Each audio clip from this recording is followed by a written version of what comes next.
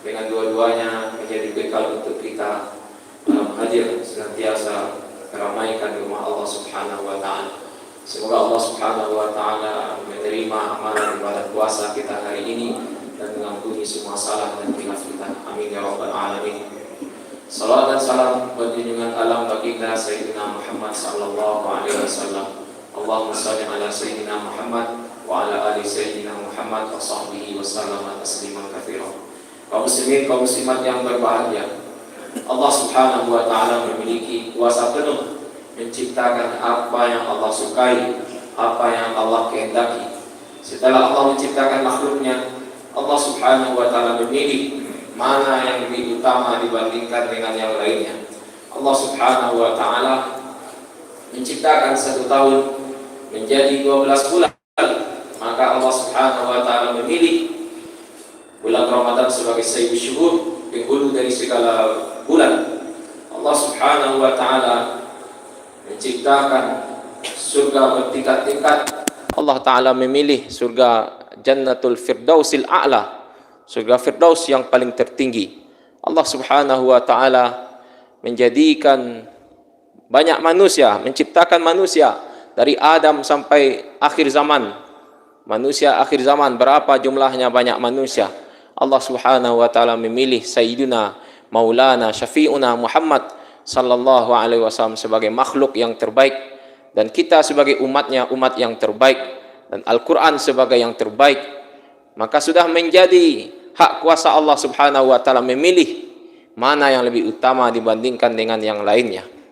Bulan Ramadan 1 bulan penuh, 29 hari atau 30 hari, Allah Subhanahu wa taala jadikan yang terbaik dari ke-30-an hari itu terletak pada sulusul akhir, sepertiga yang terakhir, atau pada 10 yang terakhir.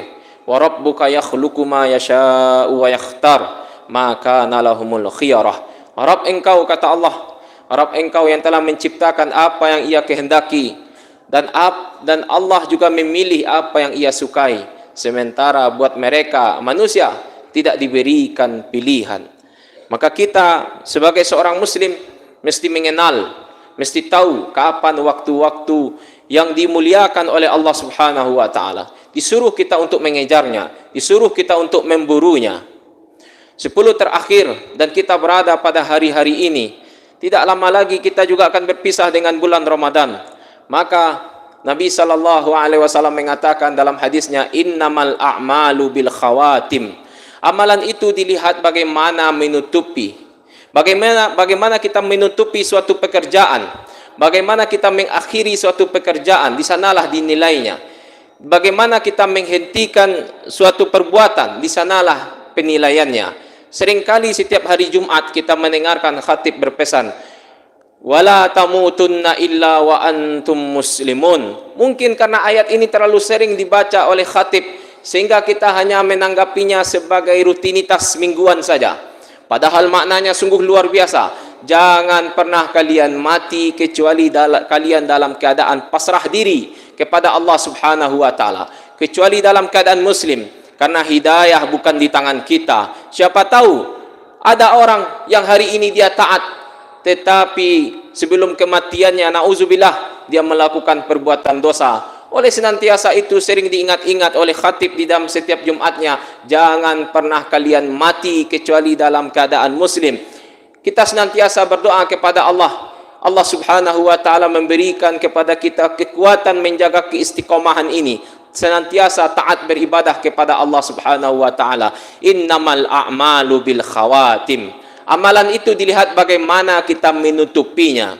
Ramadan bukan manisnya, bukan saja terletak pada yang 10 yang pertama, bukan saja terletak pada 10 yang kedua, tapi tahukah kita hari-hari ini sering kita mendapati masjid-masjid mulai kehilangan saf-saf berjamaahnya, kecuali orang-orang dirahmati oleh Allah Subhanahu wa taala. Seolah-olah beberapa di tempat masjid merindukan, ingin menyampaikan mana jamaah-jamaah yang ada yang meramaikan pada 10 yang pertama dahulu. Kemana menghilangnya? Apakah hilang karena mereka terpukau, terpesona dengan kehidupan dunia? Oleh karena itu, wahai kaum muslimin, kita berada pada hari-hari yang paling utama. hari-hari yang paling agung, sampai-sampai Nabi SAW mengatakan taharrau Lailatul Qadri fil ashril awakhir min Ramadan. Kalian carilah, kalian incarlah, kalian burulah malam Lailatul Qadar itu pada 10 terakhir di bulan Ramadan. Faltamisuha fil witr. Kalian burulah. Lihatlah kita bagaimana orang yang berburu. Lihatlah bagaimana orang yang berburu. Berarti kita disuruh untuk diburu, untuk memburu, disuruh untuk mengejar, untuk mencarinya. Lailatul Qadar dia antara anugerah dan ikhtiar. Apakah itu dia berupa pemberian dari Allah Subhanahu wa taala? Kalau kita katakan Lailatul Qadar, malam Al-Qadar adalah pemberian yang Allah Subhanahu wa taala berikan kepada hambanya yang ia kehendaki, dan Allah Subhanahu wa taala memberikan hikmah kepada orang-orang yang Allah kehendaki. Kita berdoa kepada Allah Subhanahu wa taala agar kita mendapatkan orang yang mendapatkan taufik itu. Bagaimana tidak? Bukankah ketika di awal Ramadan Nabi SAW bercerita, menyampaikan kepada sahabat-sahabatnya tentang malam Al-Qadar? Apa kata Rasulullah? Faman hurima khairaha faqad hurim.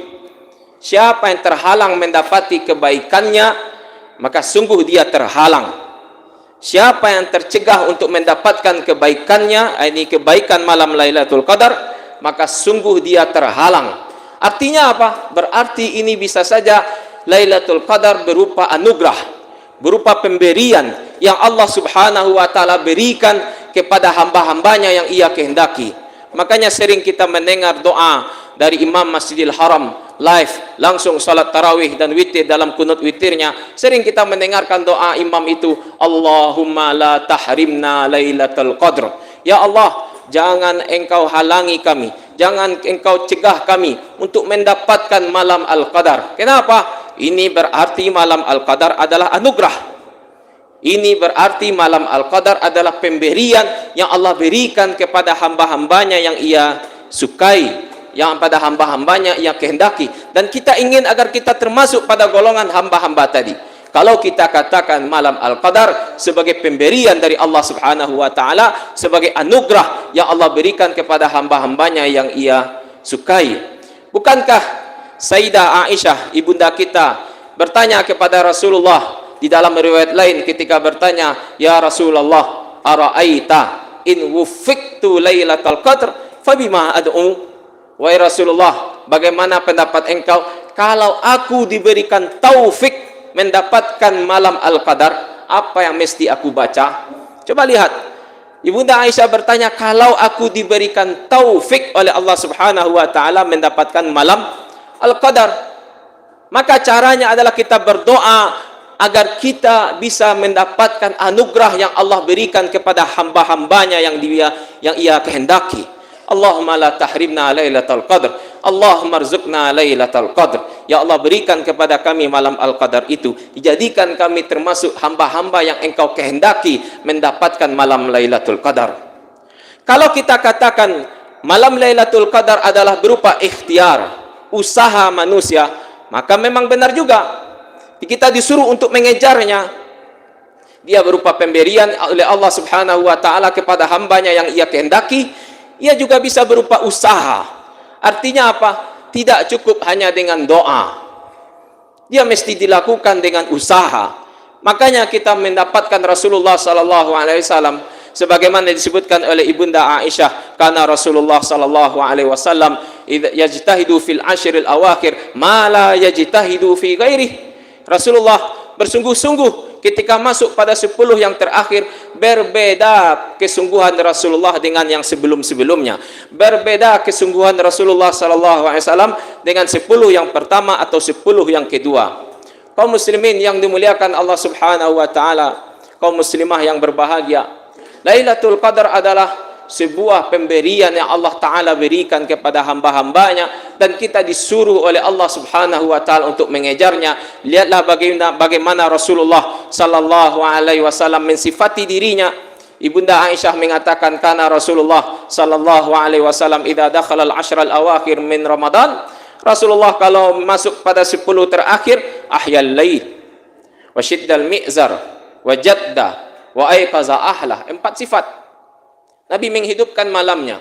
Kalau menghidupkan malamnya, tentu dengan mengisinya dengan ibadah, melakukannya aktivitas dalam rangka ketaatan, tilawatul Quran, berzikir, melaksanakan salat malam. Kalau misalkan hari-hari itu dihabiskan dengan tidur, tentu namanya itu mematikan malam, bukan menghidupkan malam. Dan apalagi kita berada pada minggu-minggu yang sangat berharga, hari-hari yang berharga, terutama kepada para pecinta bola. Kami sampaikan, pada 10 terakhir ini masih ada semifinal Liga Champions, Real Madrid versus Manchester City. Siapa pecinta bola pasti akan menontonnya.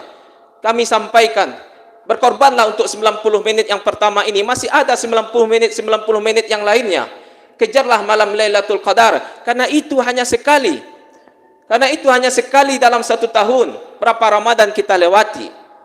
Berapa Ramadan kita isi dengan iktikaf di malam hari, mengisinya dengan bentuk ketaatan. Bayangkan, berapa tahan, berapa umur kita, sampaikah kita menjamin usia kita sampai 80 tahun lebih atau 84 tahun lebih? Tidak ada yang bisa menjaminnya. Hanya dengan melaksanakan ibadah pada 10 malam yang terakhir ini, insya Allah engkau akan mendapatkan pahala yang sama dengan orang yang beribadah lebih dari 80 tahun. Ya Allah, betapa mulianya malam ini, Lailatul Qadr. Lailatul Qadr adalah malam yang mulia, sebagaimana Allah Subhanahu wa taala berfirman, wa ma qadarullaha haqqa qadri. Artinya adalah sesuatu yang mulia. Lailatul Qadar dinamakan dengan malam yang sempit, malam yang sesak, sebagaimana Allah taala berfirman, liyunfik dzu sa'atin min sa'atihi wa amma man qudira alaihi